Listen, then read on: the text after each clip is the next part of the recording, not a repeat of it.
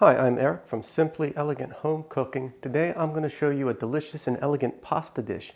We're going to be doing pasta pangrattato, which is a pasta with a garlic and olive oil sauce, but we've elevated the dish by adding some toasted breadcrumbs along with grated Parmigiano Reggiano cheese and some fresh Italian herbs along with some Sopressata. This is really simple to throw together, but it's absolute restaurant quality. Stick around, I'll show you how it's done. Okay, so the first thing you want to do, you want to turn on your pasta water. We're going to start preheating that, and while we wait on this to come up to temperature, we can prepare our toasted breadcrumbs. And for this recipe, you can use really any type of Italian bread. One thing you want to do though, you just want to get it a day or two ahead of time. You want to let some of that moisture dry out a little bit. It's going to really help get the breadcrumbs nice and crispy. If you're in a pinch, you can use panko, but I think this works a lot better using actual bread. And for this next step, a food processor works really well. You just want to take about 2 or 3 pieces of that bread, depending on the size, and you want to just pulse it up in a food processor until it's in a breadcrumb-like consistency. I'm going to turn the camera off because my food processor is really loud. We'll check back in a minute. And you want your final consistency to look about like that. That looks perfect. Now this next ingredient is optional, but I strongly recommend you use it. I have some hot Sopressata salami. You can use really any type of Italian cured meat. This works good. Pepperoni is another option. But what you want to do is you want to just cut this into slices.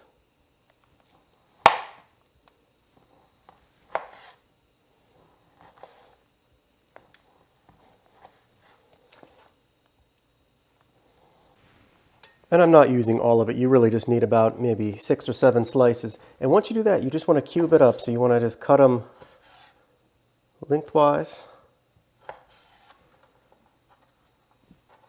And then come back in the other direction into about a medium sized dice. Like so. So I'll continue with the other pieces.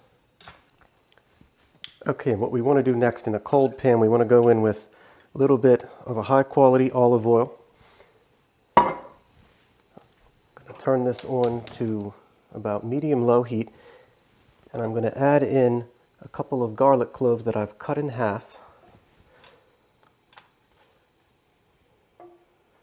And we're just going to let that infuse. Now, why am I putting in these large chunks of garlic, you might ask? This is because we want to infuse the oil. We want to take these breadcrumbs that we're going to eventually cook in this oil, and we want to get them nice and crispy. But when you cut up the garlic, you run a big risk of overcooking it and having that burnt bitter flavor. So we're leaving these large so we can remove them out. And once your garlic starts to sizzle, you want to just go in with all of that Sopressata that we've cut up. Just give that a big stir to mix that around, and we're going to render out some additional fat from the Sopressata, and this is going to be used to help flavor those breadcrumbs. So we want to let this go a couple minutes before we add the breadcrumbs.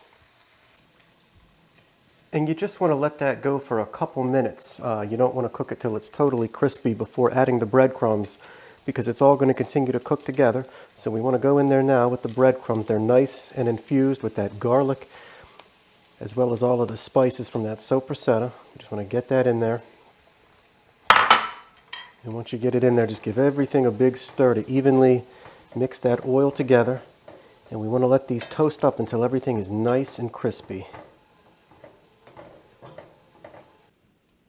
And there's a decent amount of salt in the Sopressata, so don't get carried away, but you probably want to add a little bit more salt.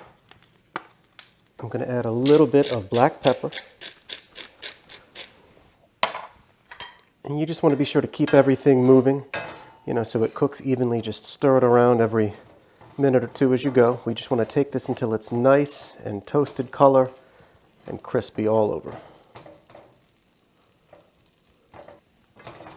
Okay, and a couple more minutes in. Here's how we're looking. Now this needs a little bit more time, but at this point, those garlic cloves have served their purpose. So this is a good time to just fish those out so they don't burn up in the pan. And it only took about another minute or two. You can see that those breadcrumbs, all of a sudden, they got nice and toasty. There's a pretty fine line between getting these nice and crispy and taking it too far and letting them burn. So when they look about like this, you want to test them, which I did. They're nice and crispy. I'm going to turn off the heat, and we can now remove these breadcrumbs. We're going to use this pan to make our sauce. So we're going to remove the breadcrumbs and then give this pan a good wipe. And that's what we're left with, which looks absolutely delicious. Just going to add one more touch to it. I'm going to zest a lemon just right over top. So just get your lemon zest in and give it another big stir. Okay, so from here on out, your timing is very important. We've wiped out that pan. We're using the same pan. We let it cool down a bit, put some cold, some fresh extra virgin olive oil in there, along with some sliced garlic. I sliced up about 3 cloves, dropped it into a cold pan, and at this point, I'm going to turn this on to about medium heat. Now this sauce is going to cook in the exact same amount of time as the pasta, so you want to get the timing down just right. Pasta water is boiling. Going to go in with some salt. Always be sure to salt your pasta water pretty generously. So I'm going to use spaghetti. I'm using about a half a pound today, but you can obviously double this recipe if you want to make a whole box. And after just about a minute, that garlic will be sizzling away. At this point, you want to turn the heat down just to medium-low, and this is going to prevent us from burning the garlic. So we're going to infuse it. But this garlic, the way we have it sliced up, we're not going to need to remove it like we did earlier with the breadcrumbs. This is going to cook in the exact amount of time, where it's still nice and crispy but not burnt, and we'll be able to serve it with the pasta. So we're just going to let that continue to sizzle away, stirring every couple of moments. Okay, and once you get decent color on your garlic, you want to stop the cooking. So at this point, I'm adding a little bit of that starch water from the pasta, and we're just going to stir that in. That is going to stop the cooking. We'll let that emulsify. And the pasta's almost ready. We'll be adding everything together in just a couple of moments. Okay, and we want to stir this as it goes. Also, at the very end here, going to add a little bit of crushed red pepper. Just keep that stirring. And now we can add our pasta that we've drained but not rinsed. And once you get that in there, we want to crank the heat up. We want to crank this up to about medium-high and just continue to stir this. What we're going to do here is we're emulsifying that oily sauce onto the pasta. That's just going to help give it a nice creamy consistency. We only cook the pasta till al dente because we're finishing it here in the pan like so. And what you probably need to do, I reserved a little bit of the starch water. You just want to loosen that up a bit with a little bit more of the starch as you go. Just make sure that's moving around nicely in the pan. And we'll be ready to serve everything up in just a couple of moments. Also going to add a little bit of that lemon juice. About half a lemon in there. Continue to stir.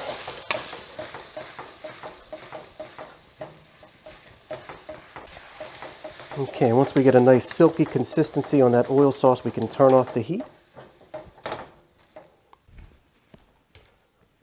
I'm going to add some fresh grated Parmigiano Reggiano. Only use the good stuff. Going to get that in there. I'm also going to throw in some fresh basil that I have sliced up. Going to give it all a big stir to incorporate it. Okay, now to serve this up, we are just going to layer on the flavor. I'm going to hit it with a little bit more of that crushed red pepper. You can omit that, but I like it spicy. Going to hit it with some black pepper as well. Now the best part, those toasted breadcrumbs with the Sopressata, we are just going to go on top with a lot of that, like so. Just want to layer it on nice and heavy. Going to add on more of the grated Parmigiano Reggiano.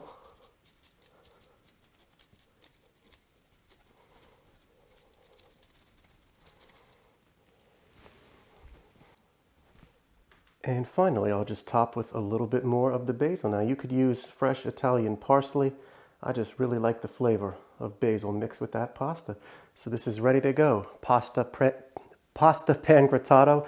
This is going to be absolutely delicious. Okay, so now my favorite part, I get to dig in and give this a try. You just want to get a little bit of everything on that bite.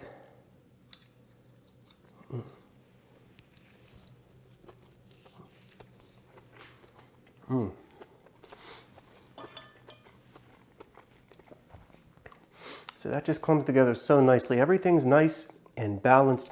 That delicious oil and garlic sauce just coats the pasta.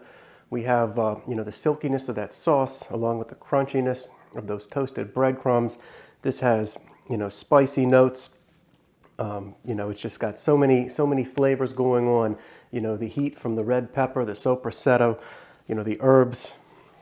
This is a really delicious dish. Pasta Pangrattato. I hope you give it a try. You're going to love it. I'm Eric from Simply Elegant Home Cooking. Be sure to like, comment, and subscribe, and I'll see you again soon.